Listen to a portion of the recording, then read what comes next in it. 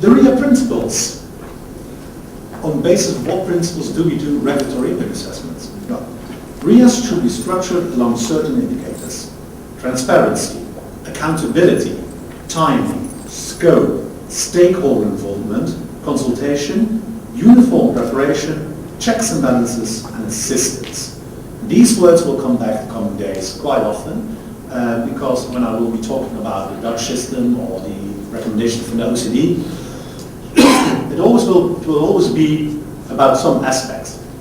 As I said, transparency is important. Transparency, you have to be an open government showing that you are regulating for the best, and it helps you with stakeholder involvement, helps you with consultation. Accountability, we talked about good legislation, about credibility, about legitimacy. A government should be held accountable for its decisions. That's why we have a parliament who, on behalf of the public, checks what government is doing. RIAs help you increase this accountability by means of figures and calculations, but also by a quantitative and qualitative explanation of your intended effects. Timing, of course, can help you on two sides. First of all, if it takes you 4 months to get a license to build something, a lot of people will not even ask for a license to start building. That's of course something we do not want. The timing also in the process. If you have clear and transparent figures and data about the possible effects of your decisions, you can make a faster discussion because less points of your proposed legislation will be up for discussion. People will agree more easily because they know what you're talking about. Uniform preparation is also something we will be addressing also a lot on Friday when we talk about the system. If every different government simply prepares something, nobody does understand each other. And if you have one single form for business impact assessment or one simple guidelines that was presented last week, the best practice handbook, for instance, that could be a very good principle and uniform principle for the preparation of impact assessments. And of course also the regulated community will know where to find those information, especially if you digitalize it and put it on the internet and get even more uniform and it's open to everybody. And because it's so complicated and it's really specialized work, you will have to give assistance to those people who have to give you the data. Otherwise, they cannot deliver clear objectives. They will not have evidence-based information, and that will not help you improve your goals. So assistance is absolutely very important. All the RIA principles are equally important, and I would absolutely advise you to keep this in mind and think about these principles when I talk about the other parts of the presentation and see where it fits. And also look at it and think, what can Malaysia, which of these principles should be part of the Malaysia impact assessment system, and which one do you think is most important for your particular situation? You talk about the principles now. How does that work? Well, this is a diagram that the OECD has developed and uses quite often. You can also find it in the handbook of the OECD that is maybe in module 1 or module 2. You can read it later. It's a left side and a right side, and we work from the top to the bottom. A definition. If you make a policy, if you want to make new policy and you want to perform a regulatory impact assessment, you first have to have a definition of what you are actually looking at, what are you doing. That's the technical term. To the right you will see that that means policy objectives, and you have to look at the political context. And make sure that everything that you are looking at is defined in clear, high qualitatively assessed ways. Then after you have set your objectives, and you say, we are going to ensure labor safety, start with consultation. Very early in the process. I talked about timing. RIA is something about timing. Early, early, early. You have to start as early as possible, because only if you ask to have consultation, in practice that means involving stakeholders, only then you know that your objectives are good. Because maybe you think that improving the labor safety needs extra safety measures, but then the people in the factories tell you, no, I mean stakeholders, but no, that's absolutely not necessary. It has to be the real rules and regulations that we have are fine, but they are too complicated. So the factories do not know how to enforce them. Because you gave us a handbook of 50 pages telling us that we have to behave like this, and that we have to construct it like that, and that we have to train our workers like that. But it's so much, we do not understand it. Please give us 5 pages with 25 very clear to follow rules, do A, B, C, D, and then I can show you that safety will be improved. So instead of making a whole law, discussing it, sending it to Parliament and taking 2 years, and then finding out that it wouldn't work in the end, do consultation instantly. Ask people, this is our objective. Do you think that has an added value? And then maybe say, actually no added value, why should we? Then stop and go back to the designing table and rethink. Identification. I said you make a law, but is law making always a good solution? Making the law is time consuming. Making the law is difficult, you need a lot of people, it's complex, and sometimes, if you do it right, regulatory, non-regulatory options are also in place. Why not let the market do the work sometimes? Why not have self-regulation? Tell people within this framework you are allowed to do A, B or C. As long as you live up to these rules, you're fine. You do not need a permit. You do not make it easy. You can also have a covenant saying, hey, we want to regulate the electricity companies. But how many companies are there in the country? 5? 5 electricity companies? So making a law for 5 companies is maybe a bit much work, is it? You could sit down with the 5 companies at a high level and say, how can we have a discussion? Why not we tell you that these and these rules are applicable, within this framework you can work, we do not make a formal law, and that goes to Parliament, we ask you to work according to these rules, and then you're ready. You can have something regulated in 3 months. Burden light, less cost, less time consuming. It's also one of them. We talk about RIA principles. How do you incorporate them? The assessment, costs, benefits, and other impacts. Of course, MPC will focus on the business effects, which is important because you have very, very clear goals for 2020. But it's not about the cost only, it's also about the benefits and the other impacts. If you want to be the #1 country to do business, but you ruin your natural environment by cutting down forests and making more factories, there will be no tourists anymore and you will lose a part of your economy.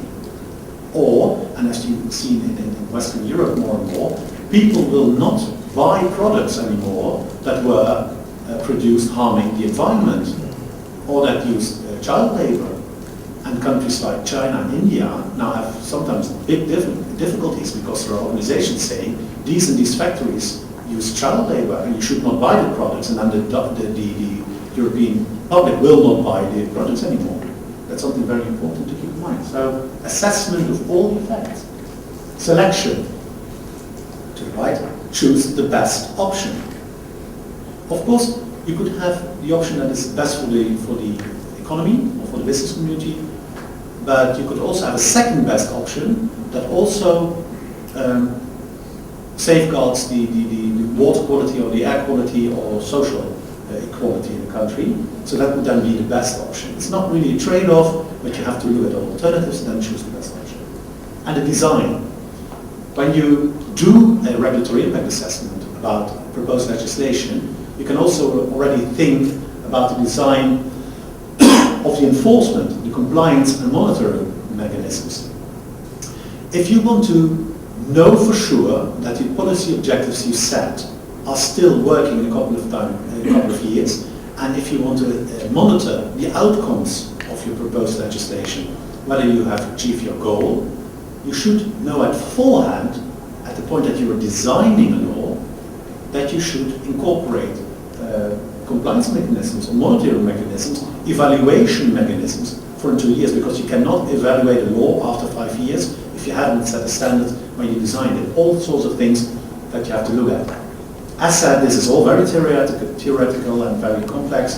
This is just a start. We were going to talk about this for 2 days, 2.5 days more. It will become much clearer in the end, but if you have a question at the end of day 2, we can still come back here and look at some points, but for now this is the framework that we're going to work with. And then you see the dotted line. And only after all these things have been done, after this RIA is prepared, then it's time for decision making.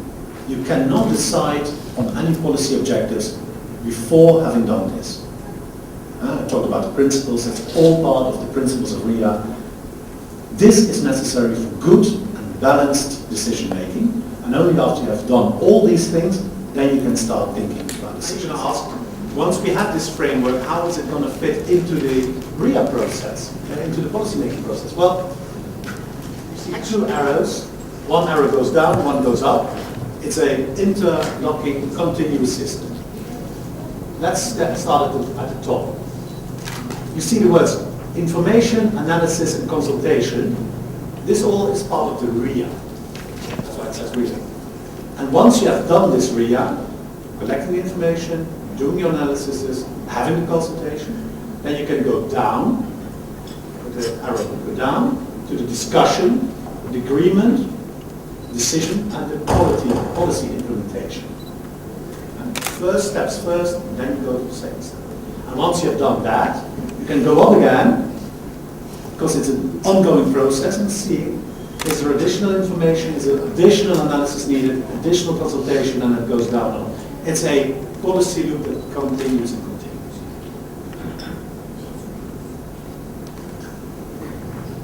When to perform a RIA?